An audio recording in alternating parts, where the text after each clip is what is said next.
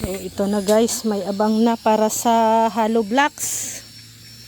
Yan, yan yung mga ano, abang na po yan.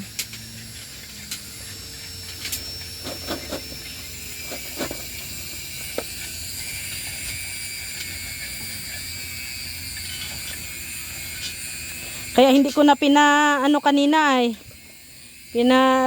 pina-fold kasi alam kong hirap kayo. Hirap pala, no? Itong naka-fold kasi nung ano na yung pangalawang bili na namin yan.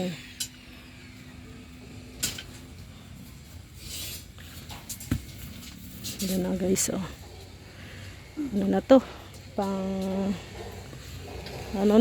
hollow blocks, filing hollow blocks. May hollow block na kami pero doon sa labasan po binaba. Hindi kayang ipasok yung hollow blocks dito. Pati yung graba at saka ano namin graba ay si Rex din hindi makapasok. Pinasok yung motor dyan ah. Ano nakot nun? Ha? Ano nakot? Nag igib ng tubig. Oh. Nagpaano na din ako ng hollow blocks nang doon lang sa kanto. Sige lang pati graba. Kailangan doon kina Sherwin. Doon saan yun? Sa may kabaan ba yan sila?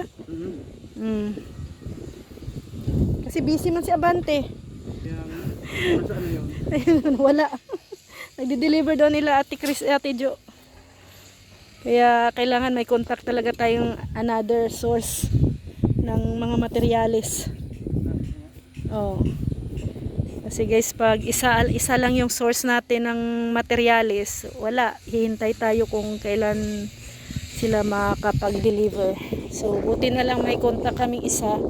Ayan, magde-deliver yun ng hollow blocks at saka graba ngayon. Graba kasi gamit ngayon eh. Gamit ngayon. Yung graba. Tinatawanan ka!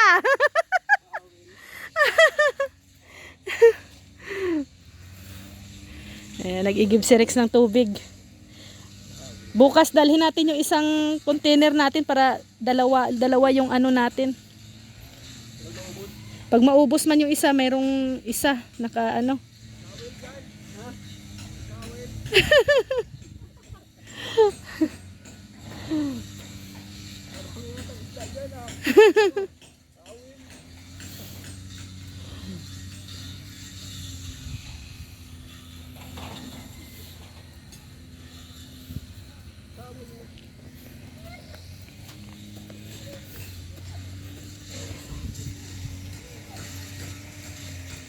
Ayan, ganyan na po pala yan guys, no? Ganyan pala, ganyan pala ang gagawin pag pang-abang sa hollow blocks. So, bukas to guys. Bukas magpa-filing na ng hollow block. No? Kasya pa yung ano natin. Simento. Itong bakal. Kasya pa. Okay.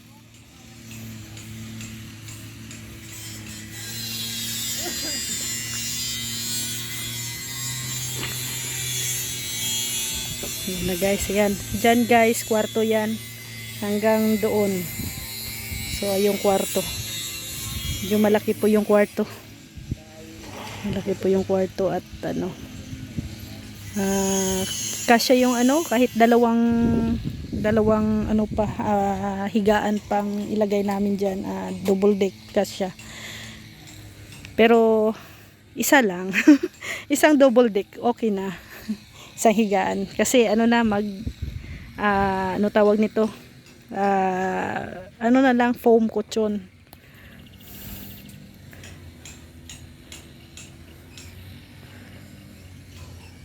At for visitors only lang yung ano, yung double deck, yung higaan.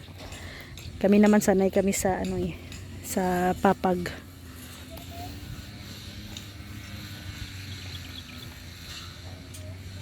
Ayan guys, kita nyo na. Nakikita na namin yung bahay namin. Thank you talaga. Maraming salamat po. Siyempre maraming salamat kay Ate Ethel sa lupa. Yan. Kung walang Ate Ethel, wala din po kaming lupa. And of course, kay Mami Inday Guwapa. Ito na Mami Inday. Kung hindi din po kay Mami Inday, wala po kaming panimula, no? Ito kasi alam niyo naman guys, hindi biro ang magpabahay sa labor pa lang guys. Grabe. No, kalahati din sa materialis 'yan, yung labor. Siyempre, maraming gastusin. Kaya salamat kay Mami Inday Guwapa. Thank you talaga sa blessings. And of course, kay sa mga nagbigay po para sa dagdag materyales, kay Ate Lolita Adante, kay Ate Marie Autida, kay Arginer, kay Ate Giada, kay Alikabok, kay Ate Lia Franco, and kay Ate Evangeline. Thank you din po, no? Thank you sa blessings. And of course, kay Ate Bing. Ayan, wala pa kaming bahay, may pinto na po yung aming bahay. Grabe. Sinagot po ni Ate Bing ang 4 na pinto ng aming bahay. Thank you po Ate Bing. And kay Ma'am Virtus Woman. Yan, wala pa kaming CR pero may sumagot na rin ng toilet bowl natin dyan, no? Thank you talaga. Thank you sa mga nagpapaabot po ng blessings para sa aming munting bahay. Ayan, thank you. Naging part po kayo, no? Isa kayo sa naging bahagi ng aming bahay. At alalahanin nyo po, kahit viewers ka, no? Nanonood ka lang sa aking upload videos, bahagi ka na rin po ng aking munting bahay. Kaya welcome po kayo na bumisita, magstay, no? Ano tayo, kahit na maliit lang yung aming bahay, pero welcome na welcome po kayong lahat, no? Mas maganda yung maliit para mas bibo, di ba? So maraming salamat talaga. And ayan, ito na guys, no? Thank you everyone. Maraming salamat. And syempre kina Kuya Val, Ate Edna, Kalingap Rab, sa Team Kalingap, maraming salamat. Kung hindi dahil sa kanila, ayan, wala kami ngayong ganito. Thank you. And God bless po sa ating lahat. Ayan na, nakikita na po ninyo ang improvement. Everyday po, meron po silang improvement sa ating pinapagawang munting bahay. So, day 5 ng ating munting bahay. Maraming salamat. God bless everyone. Dito na yon, ipapasok yung hollow blocks dito. Ito, itong mga yan pala yan dyan. Yan. Diyan pala ilalagay yung mga hollow blocks. Mga abang na pala to, lalagyan ng abang. Oo, yan. Abang para sa hollow blocks. Ano tawag nito? Pawil? Ha? Pawil yan. Bangil? Dawil. Dawels. Dawil? Bangil. Dawels. Pang-abang. Abang sa hollow blocks.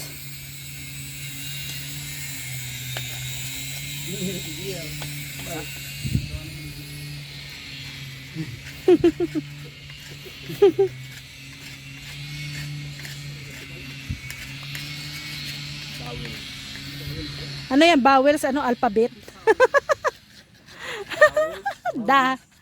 Dawels. Dawil. Bangals ba? Bangals ito yan ba?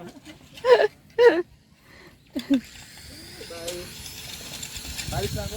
Oo. Ayan. Ano na dyan? Dyan hanggang dyan po yung ating kwarto, ha?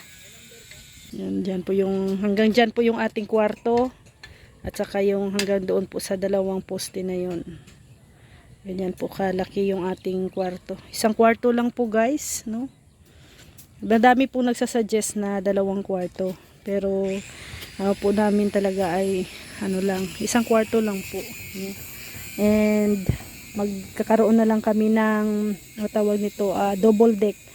For in case na may mga bisita kami, at least may double deck po na namin stay, higaan. Then doon, po yan doon guys. Ayan doon yung last na poste kwarto, po yan, CR. Hanggang dito sa unang dulo. Tapos doon, CR na po yan dyan. So dito sa gitna, sa gilid ng kwarto ay sliding door po yan dyan. So yung kwarto ay yung bintana namin pinaano po yun, pinahaba. Haba po ang window. Pinahaba siya pero steady lang siya, glass lang siguro o depende. Pero mas gusto ko yung glass lang siya na ano lang siya na hindi open yung steady lang kasi meron naman na kaming sliding door dito. Yun na yung magiging ano namin, sa hangin o sa ano. Yun. Then i-close pa namin yan dyan guys, no. May ano pa yan, may bakod pa yan dyan hanggang doon sa harap. Then yung bubong hanggang doon yan, sagad na yan hanggang doon sa bakod yung bubong.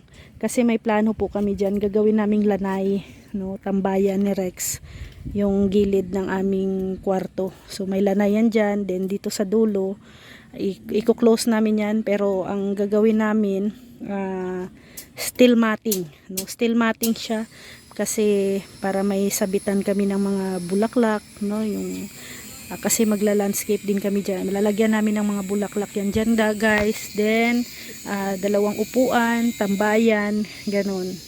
So, at least yung hangin, kasi steel matting siya sa gilid, papasok pa rin po. No? Papasok pa rin. So, magkakaroon kami ng mga bulaklak na mga pang aroma sa bahay. No? Para maganda yung ambience. Then yung pagong namin dyan po namin din ilalagay kasi maglalagay din ako ng parang fountain kunti. Depende lang, no? Depende lang sa laki kasi. Kasi ngayon kasi hindi ko pa ma-fix talaga ay.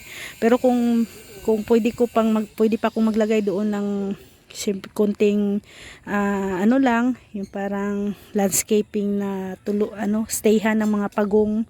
Kasi may dalawang pagong ako. So, gagawa ako. No? Diyan sa gilid. Kaya, yan. Dami akong plano. Then, sa harap, ayan, magla-landscape din kami ni Rex dyan. Magla-landscape kami dyan ni Rex sa harap ng mga bulaklak. Ayan na pala, no? Sila Sherwin.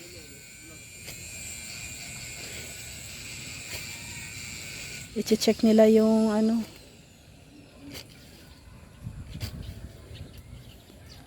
i-check nila yung lupa, yung mga pasok. Sana makapasok.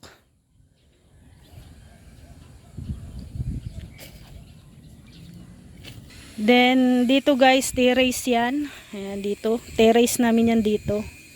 Magiging terrace namin, tapos dito yung pinto. Dito yung bintana. Yung bintana namin guys, hindi siya same sa iba na ganun, yung same ila Ate Lorne sa gitna. Yung bintana po namin kasi nasa po yung pinto, no. So ang magiging bintana namin dito guys, sa side na to, siya hanggang dito corner, gilid ito. Ito yung mga bintana namin ito, ganyan. Ganyan. Po eskwela, tawag no, pa L type po ang aming bintana. Dito yan. Pa-L type. Kaya walang poste dito. Wala siyang poste dito sa terrace ang poste. So yung sala namin, walang poste dito kasi ang bintana ay pa-L type. No, L type. Ganon. Kaya dito na sila nagposte. So yan na. Ayan na yung materialis natin. Sana makapasok. Hollow blocks. Para saan na yung ginagawa nyo? Asintada ng hollow blocks? Pang-asintada na guys. Gumagawa na po sila ng pang-asintada. Yan. Tumigas na rin po yung binuhos nila kaninang umaga na dito para sa natin poste. Yan na. So lahat na ng mga poste ay may buhos na yan. So ngayon asintada na po, no? Ngayon ang ginawa nila. Anong oras na? It's 4:27 ng hapon. So bago matapos ang araw na to, day 5. Ayan, magkakaroon na po ng mga asintada guys. Ayan, ganyan. Then bukas, hollow blocks na po sila sa day 6 po natin. Grabe guys. This is it, no? Yeah, thank you talaga. Maraming salamat kay Ate Ethel, Mami Inday Guapa, sa lahat po na nagbigay, Ate Marie Autida, Ate Lolita Adante, Arginer, kay Ate Giada, kay Alikabok, kay Ate Evangeline, and kay Ate Leia Franco, and kay Ate Bing, and syempre kay Ate Bertus Woman. No? Thank you sa mga nagbibigay po, nagpapaabot po ng blessing, no, blessing para sa ating munting bahay. Yan na guys. Abangan nyo po bukas ang day 6. Pang-anim na araw na po nila.